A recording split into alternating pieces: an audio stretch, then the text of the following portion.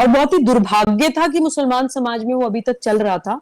तो मैं बहुत ही ज्यादा रिस्पेक्ट करती हूँ हमारे माननीय प्रधानमंत्री नरेंद्र मोदी जी के नेतृत्व में ये जो ट्रिपल तलाक बैन हुआ है, क्योंकि बहुत सारी मुसलमान महिलाएं, हम लोग जब काम करते हैं, जाके मुस्लिम महिला सम्मेलन करते हैं, बहुत ज्यादा प्रताड़ित थी। बोलती थी कि बहुत सारी चीजों पे हम सवाल भी नहीं उठा पाते थे, अपने हक की बात ही नहीं कर पाते थे, क्योंकि उनकी अपनी पोजिशनिंग ही इतनी टेम्पररी थी कि उनको कभी भी हटाया जा सकता था। तो वो जो डर उनके सर से उठा है, वो एक बहुत ही वेलकम स्टेप है। डेफिनेटली ट्रिपल तलाक के केसेस में कमी आई है। और ट्रिपल तलाक भी सिर्फ ट्रिपल तलाक पे खत्म नहीं होता था आरिफ जी, उसके बाद एक और ही विभत्स, एक डरावनी प्रैक्टिस होती थी हलाला, कि अगर आपने किसी को तलाक दे दिया और उसके बाद फिर भी वो महिला बेचारी रोई, या वो नहीं चाहती है तलाक, या आपको समहाउ तरस आ गया, आप उसको रखना चाहते हैं अपने साथ, तो एक और प्रैक्टिस बना रखी थी हलाला, कि अब वो महिला किसी और पुरुष से शादी करेगी, उसके साथ कंसुमेट होगी शादी, फिजिकल रिलेशंस बनेंगे, फिर वो पुरुष उस महिला को डिवोर्स देगा, तब वो अपने पहले हस्बैंड से दोबारा निकाह कर सकती है। तो मतलब एक सेक्सुअल कमोडिटी की तरह मुसलमान पुरुष आपस में एक्सचेंज कर रहे हैं महिलाओं को। मैं बहुत से ऐसे मौलानाओं को जानती हूँ जिन्होंने हलाला उद्योग चला रखा है, 1-1 लाख रुपए लेकर एक एक रात की शादियां करते हैं वो, कि हाँ नहीं, हलाला वाले मौलाना के नाम से मशहूर है बहुत से लोग। मैं बहुत पूरी जिम्मेदारी के साथ ये बात बोल रही हूँ।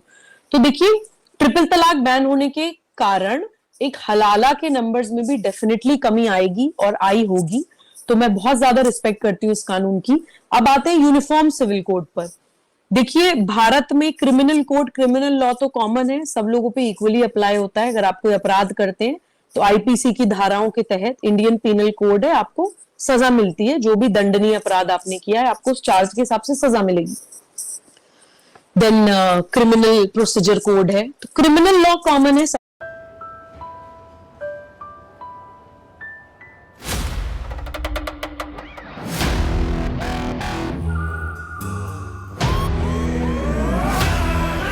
क्रिमिनल लॉ कॉमन है सबके लिए, लेकिन सिविल लॉ जो है, सिविल लॉ में मैट्रिमोनियल इश्यूज आते हैं, सिविल लॉ में विरासत के मुद्दे आते हैं, लेगेसी के मुद्दे, जो ये जायदाद वाली लड़ाइयां होती हैं।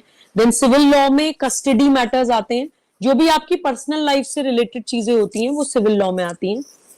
अब भारत में सिविल लॉ रिलीजन के नाम पे अलग अलग चल रही है, जैसे पारसीज की अलग है और हिंदूज की अलग है। हालांकि फिर वो इंटेलेक्चुअल डिस्कशन आ जाएगा कि हिंदू कोई रिलीजन नहीं है, लेकिन फिर भी मैं आपको यूनिफॉर्म सिविल कोड के पॉइंट ऑफ व्यू से बता रही हूँ।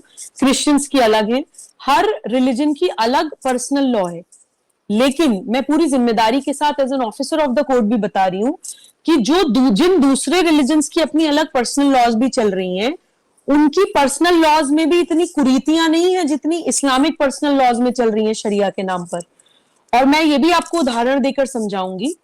हम लोग, जब आपको मैंने बताया था कि हम लोग प्रवास करते हुए अभियान में हैदराबाद पहुंचे थे, वहां पर हमें एक बात और पता चली थी कि हैदराबाद में आज भी शरिया लॉ के नाम पर मिस्यार मैरिज होती है। मिस्यार मैरिज मतलब ट्रैवलर्स मैरिज, कि कोई मुसलमान पुरुष अगर ट्रैवल कर रहा है तो उस ड्यूरेशन के लिए वो निकाह कर सकता है। जब ट्रैवल खत्म, ट्रिप खत्म, तो निकाह खत्म।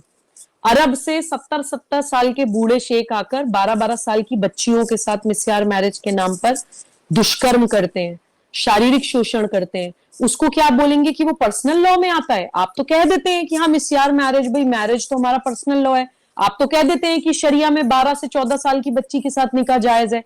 लेकिन शरिया की आड़ में आप अपने देश की पॉक्सो एक्ट का वायलेशन कर रहे हैं, छोटी छोटी बच्चियों के साथ सेक्सुअल वायलेशन कर रहे हैं।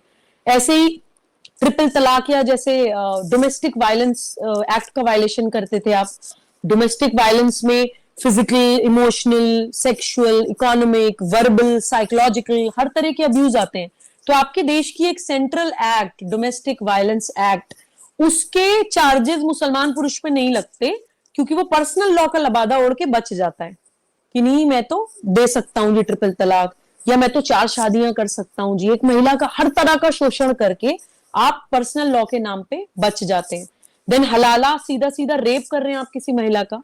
तो देखिए, मैं ये कहती हूँ कि पर्सनल लॉ बोलकर हमें इसे ट्रिविलाइज भी नहीं कर देना चाहिए। ये पर्सनल लॉ की एम्बिट और उसकी बाउंड्री तोड़ के कब क्रिमिनल लॉ का वायलेशन करने लग जाते हैं, ये हमें पता भी नहीं चलता। भारत में रहते हुए आप भारत सरकार की नाक के नीचे, भारत के समाज के नीचे आप सीधा सीधा क्राइम करते फिरते हैं शरिया लॉ के नाम पर। देखिए वो किसी भी सिविल सोसाइटी में अब तो नहीं होगा, जब तक अज्ञानतावश या डर के कारण नहीं इसका सॉल्यूशन समाधान निकल पा रहा था, वो दिन अब लद गए हैं। अब डेफिनेटली यूनिफॉर्म सिविल कोड समाज की, भारत की मांग है, और हम लोग पूरी उसकी लड़ाई लड़ रहे हैं कि बहुत जल्दी भारत में यूनिफॉर्म सिविल कोड लागू हो।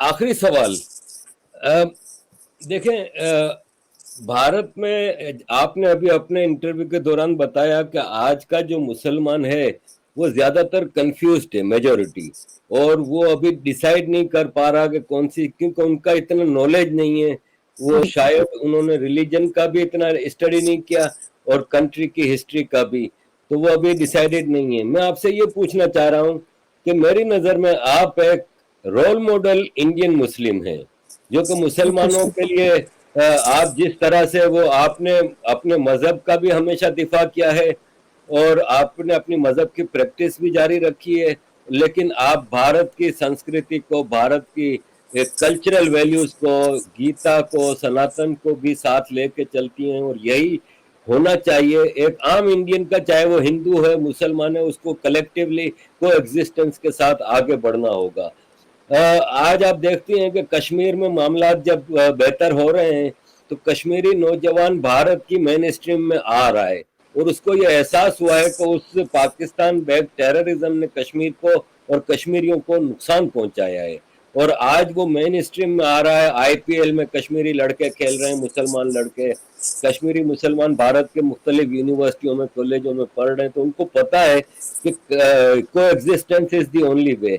आप आज की मुसलमान युवा को खास तौर पे क्या मैसेज देना चाहेंगी कि किस तरह वो आगे बढ़े इस देश में? जी, ये सवाल मेरे दिल के बहुत नजदीक है आरिफ जी। सबसे पहले तो मैं मुसलमान बच्चों से ये कहना चाहूंगी कि सबसे पहले आप इस्लाम का और भारत का इतिहास जानिए।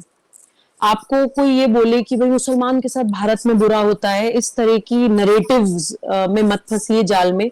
इस्लाम का इतिहास जानिए कि एक्चुअली में इस्लाम के साथ इस्लामिक स्टेट के नाम पर क्या हुआ है। एक लाइन मुझे याद आती है, कही जाती है, ता कयामत जिल्लत मुकर्रर हुई तेरी तकदीर के साथ, कत्ल जब शब्बीर हुए नाराए तकबीर के साथ। तो नाराए तकबीर अल्लाह अकबर के नारे से के नाम पर, अल्लाह अकबर के नारे के नीचे तो पैगंबर मोहम्मद और उनकी नस्लों को खत्म किया गया है इस्लामिक स्टेट के नाम पर। तो सबसे पहले तो हम ये जाने कि हम कहीं ना कहीं अपने रिलीजन के नाम पे इमोशनली ब्लैकमेल होकर अपने रिलीजन के दुश्मनों का ही साथ तो नहीं दे रहे हैं। इस्लाम और इस्लामिक स्टेट का फर्क समझे। भारत का इतिहास जानिए कि भारत में कभी किसी भी माइनॉरिटी के साथ परसिक्यूशन नहीं हुआ, और भारत में एक भारतीय मुसलमान को, और मैं उसको एक शब्द देती हूँ सनातनी मुसलमान को, मैं अपने आप को भी सनातनी मुसलमान कहती हूँ, उत्सव की तरह मनाया जाता है आरिफ जी। जितने भी मुसलमान भारतीय संस्कृति के साथ खड़े रहे हैं उनको लिटरली आप देखिए, लोग आप भी भारत में आकर गए हैं, कितना स्नेह, कितना सम्मान, कितनी रिस्पेक्ट हम लोगों को मिलती है। हम जहां भी चले जाते हैं लोग सर आंखों पर उठाते हैं, इतना प्यार करते हैं, इतना आशीर्वाद लोग देते हैं। तो वो चीज आपने जिस दिन देख ली, जिस दिन आप अपने देश के साथ खड़े हो गए और आपने वो प्यार देख लिया, उस दिन आपका जीवन परिवर्तित हो जाएगा। भारत में सनातनी मुसलमानों का इतिहास रहा है। मैंने सिर्फ एक सनातनी मुसलमान शब्द देकर उसको एक थ्योरी देने की कोशिश करी है ताकि आगे आने वाली जनरेशन्स को समझने में आसानी हो। वरना रहीम की परंपरा, रसखान की परंपरा भारत में हमेशा से रही है कि जो मजहब से मुसलमान है लेकिन संस्कृति से हिंदू है, और धर्म से यानी कि कर्तव्य जो होता है, धर्म का मतलब कोई मजहब या रिलीजन नहीं होता है। सनातन धर्म का मतलब होता है कर्तव्य पालन, परफॉर्मेंस ऑफ ड्यूटी। पैगंबर मोहम्मद रियासत मदीना की बात इसलिए करते थे क्योंकि वो वहां पैदा हुए थे। अगर हम भारत में पैदा हुए हैं तो हम रियासत अयोध्या, रियासत मथुरा, रियासत काशी की बात करेंगे। इतना सिंपल सी बात है, कोई रॉकेट साइंस नहीं है, वो हमारी ड्यूटी है। अगर हम इस धरती पे पैदा हुए हैं, हम सजदा इसी धरती पे करते हैं, हम दफनाए इसी मिट्टी में जाएंगे, तो हम क्यों नहीं उस देश के साथ खड़े होंगे। हमें अरबाइजेशन ऑफ इस्लाम या फिर इस्लामिक स्टेट के पीछे भागना, इस तरह की चीजें करने की कोई जरूरत नहीं है। तो मैं मुसलमान बच्चों को ये मैसेज जरूर देना चाहती हूँ कि अपने रोल मॉडल्स ठीक करिए। सबसे पहले तो अपना, अगर आप चाहते हैं कि आपका आइडल कोई मुसलमान ही हो, तो आइडियल मुसलमानों की तो लिस्ट, राष्ट्रवादी मुसलमानों की लिस्ट है। इतने सारे अच्छे अच्छे लोग हैं जो भारत के लिए अपनी जान गंवा गई। मैं एक उदाहरण देती हूँ, मुसलमान बच्चे जो भी आपके चैनल को सुन रहे होंगे, कि भारत में एक शाह वलीउल्लाह देलवी रहे हैं, उन्होंने अहमद शाह अब्दाली को चिट्ठी लिखकर भारत पे आक्रमण करने के लिए इनवाइट किया। अहमद शाह अब्दाली उनकी चिट्ठी के कारण भारत पे आक्रमण करने आए। वो थर्ड बैटल ऑफ पानीपत की मैं बात कर रही हूँ। तब तक मुगलों के पैर उखड़ रहे थे भारत से, मराठाओं के सामने टिक नहीं पा रहे थे वो। लेकिन जब ये अहमद शाह अब्दाली आए, ये वलीउल्लाह देलवी की चिट्ठी के बाद थर्ड बैटल ऑफ पानीपत हुई। इस बैटल में मराठा हारे, अनफॉर्चुनेटली हम लोग हारे, और बहुत ही दुर्भाग्यपूर्ण ये इतिहास हमारा रहा है। और बहुत शर्मिंदगी की बात है कि एक मुसलमान ने चिट्ठी लिखकर मुसलमान को आक्रमण करने के लिए भारत पे बुलाया और हम लोग हारे। लेकिन मुसलमान बच्चों को ये चुनना है कि उनको वलीउल्लाह देलवी बनना है, अहमद शाह अब्दाली बनना है, या फिर वो इब्राहिम गारदी बनना है जो थर्ड बैटल ऑफ पानीपत में मराठाओं के आर्मी चीफ थे और भारत के लिए लड़ते हुए शहीद हुए। तो ये भी सच है कि इस्लामिक स्टेट के नाम पर, इस्लाम के नाम पर भारत पे हजारों